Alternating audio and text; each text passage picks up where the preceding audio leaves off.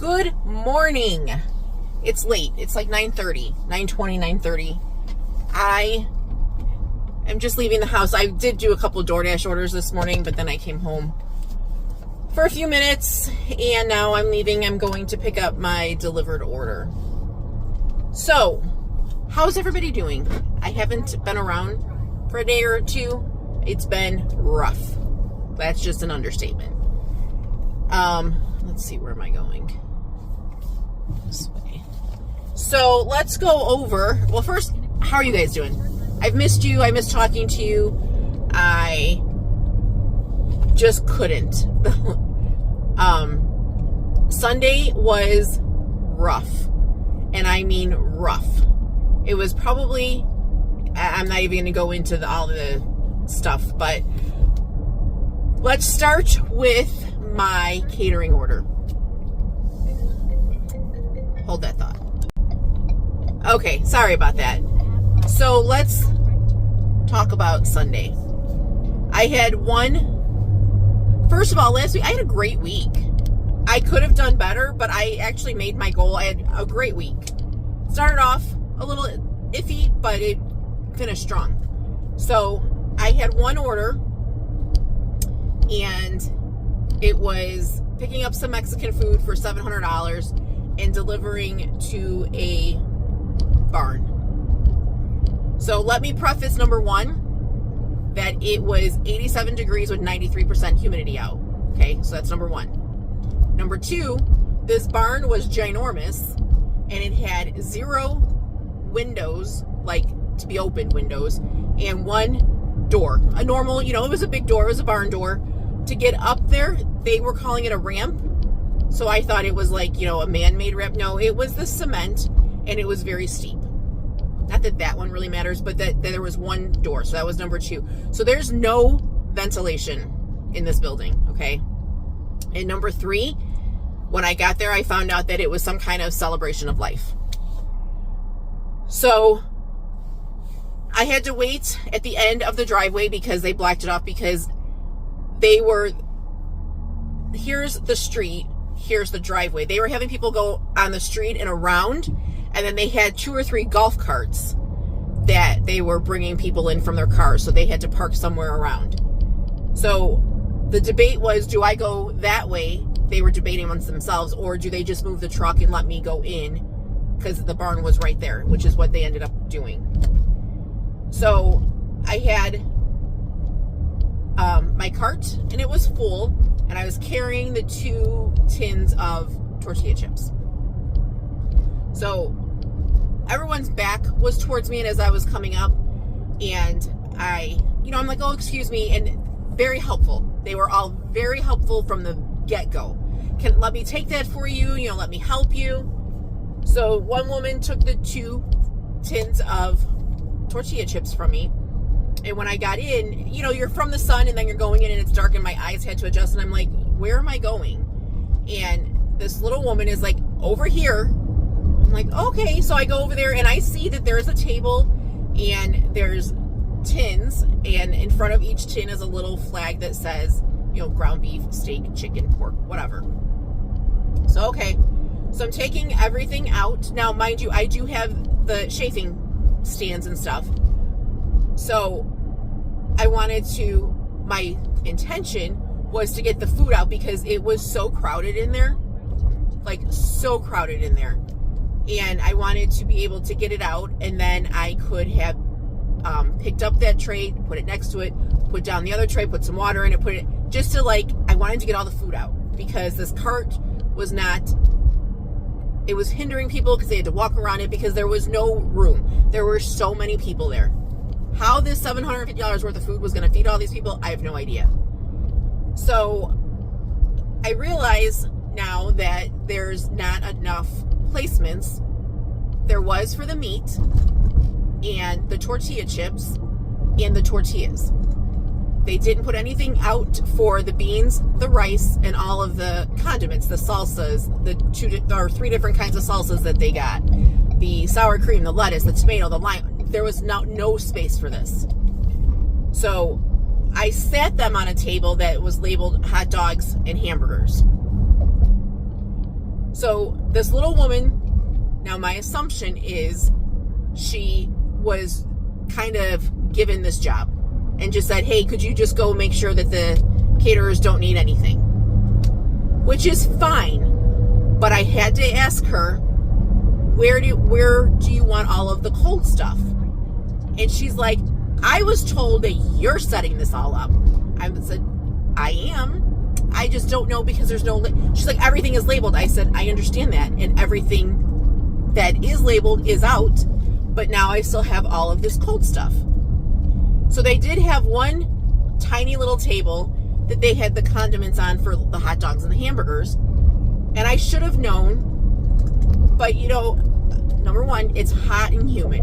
And there's no air coming through there. Everybody is dripping sweat. And there was a table, and I'm standing behind it. And she's like, put the sour cream over there. Well, there were these fans. I should have known, and I will fully admit that they were not steel-bladed fans because they were just out in the open. But they were silver, and they were twirling, and to me, I couldn't take that chance. I have food in my hand. All I said is, could somebody please move that? And she grabbed it like, and looked at me like, did you really think this was going to hurt you? I'm like, oh my gosh, I should have known that. I'm so sorry. And so I put it down. I'm still trying to get out from her, like, where she wants all of this stuff. And when I tell you, at least 8 to 10 people came up to her and said, what can I do? What can I do to help you? Where do you want me to go? What do you want me to do? Whatever. So I have yet to put the other chafing part of it. So one girl took it upon herself, which was very sweet. She was going and getting, because there was no water there, like you had to go out the barn and around they got this big pot and filled it with water. Well, they were filling them so high. I'm like, oh, I'm so sorry. I said, I should have mentioned it doesn't need to be that high. And the little woman's like, you were supposed to be setting this up. I said, ma'am, I am setting this up. I'm just trying to help you figure out where do you want all of this stuff so that we can set it up and you know, get on with it. Meltdown. She started crying. She started, like, it was just ridiculous. Again, I understand. Celebration of life. Very hot and humid. Absolutely no movement of air in that place, that everybody's emotions were high. So somebody came, they're like, did you put all the food out? I said, yes. I said, all I did was I moved the hot dogs and hamburgers down. I had 2 of the stands left. So I put the lettuce and something else in there. I put the limes on the condiment table. All that was left was the thing of tomatoes that didn't have a space, but I put it in between the 2 stands.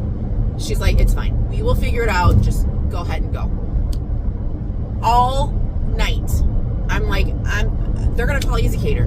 They're going to call Easy Cater. They're going to call Dlivrd. I'm going to get in trouble because she was that mad at me because I didn't know where to put all of this stuff. And I tried so hard to, like, understand that she's at a funeral, basically. I don't know what relation that this person was to her. And it was hot and whatever, but so before I left to go for this catering, the orders for Monday came out. I got a $203 order in the suburbs, which is, you know, right up my alley. So I get in my truck to leave the farm, and I am upset, mad, whatever, frustrated, and hot. And my Dlivrd ding goes off, and I'm like, oh, maybe they're giving me a breakfast. It canceled. Now, mind you, before then, I had a great order on Zifty for red Maine that always goes up really well. And I don't hoard these orders, so as soon as I got the Dlivrd one, I canceled the Zifty one. So I went from having a great Zifty order and then another great order on Dlivrd to nothing. I had absolutely nothing yesterday. So I was going to pout and stay home and just, you know, have a pity party. But my husband had 2 that was going downtown, and parking was a little iffy. So I told him I'll just drive him and this way he doesn't have to worry about parking. He can run up and get everything and run up and set it up and whatever. So we had a good day yesterday, just like to be together, because he is my calm. You know, he knows how to push my buttons, but he also knows how to diffuse them. So it was nice just to hang out with him, just me and him for the whole day. We went and had lunch because there was a gap in between his pickup, or his drop off and pickup. So word to the wise, don't cancel an order until you have to, because I could have just, been like, oh, okay, that's fine. It canceled because the restaurant took the order.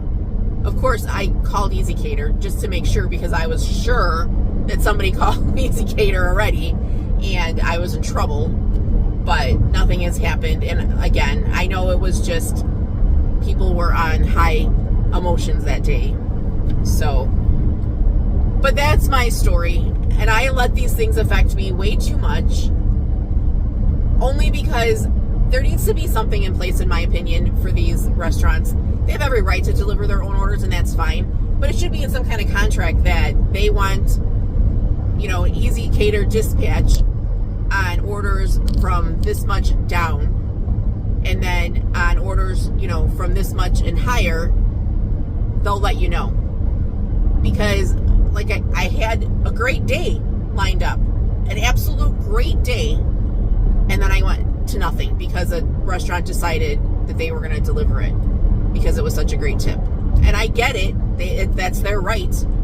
But what they don't understand is that they just ruined somebody's whole schedule for a day. So I think that there needs to be some kind of, or if they do it last minute, there has to be some kind of compensation or something.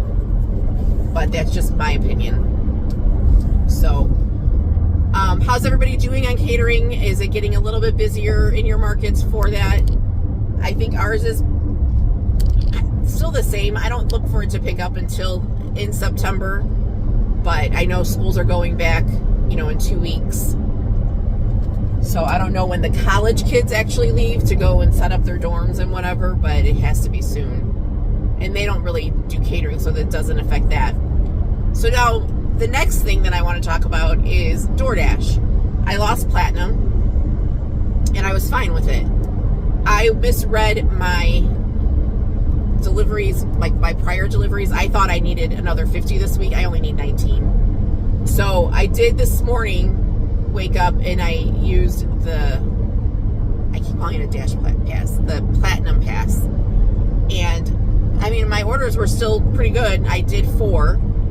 So I know that I'll make it back. I have it for a week from today is how long I have this Platinum Pass.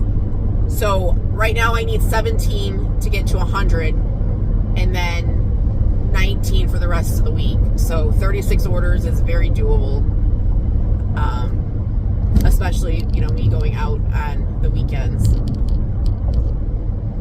But I wasn't sure how the Platinum Pass would work. Would it just give me crap orders? But I don't need it for AR. My AR is fine. It was just the number of deliveries in the past 30 days. So I'm going to try to keep it to where I do 5 a day. And then that'll keep me over 100. And I'm not killing myself, but it's there if I have nothing else to do. It can pop on and whatever. Excuse me, but 5 breakfast orders aren't that hard. So I really want it strictly for shopping. Not my market, because my market is the worst. It is so busy and I get crap because everybody comes out there. But that's about it that I think that I had to say. Is anybody getting an increased orders in Deliver That or Zifty? I'm seeing, I don't know, 8 to 10 at least orders on Deliver That a day. I don't take them. I did take one for tomorrow because it was like an off hour. It was $50, and in the middle of the night, that one got canceled. It's like, what the heck, man? I can't catch an order like that's going to stick. So today I have CBOE, which I'm pretty excited. I actually might run into PJ on his live last night. He said that he had it too, so I'm on my way just because there is so much construction on this expressway, all these expressways. I swear, there's a 294 out here, I think it is, it's been torn up forever. I mean, ever. And I'm talking years. And it's nowhere near being done. I just don't understand what they do. I don't get it. I think they just tear it up so that they can build a city and make money because nothing gets done. They'll tear up, 2 lanes of an expressway and then leave it to go to another expressway to tear up those lanes. It's just ridiculous. So anyways, I have 40 minutes to get from my pickup to the drop. Well, the drop is going to take me at least 10 minutes to check in with security and get to where I have to do that. And I worry because there's so much construction on this expressway. So I'm hoping to get it a little bit earlier if I can. And be able to get there on time because I still need, after this, I need 22 orders to get back to 100. Not that I'm counting.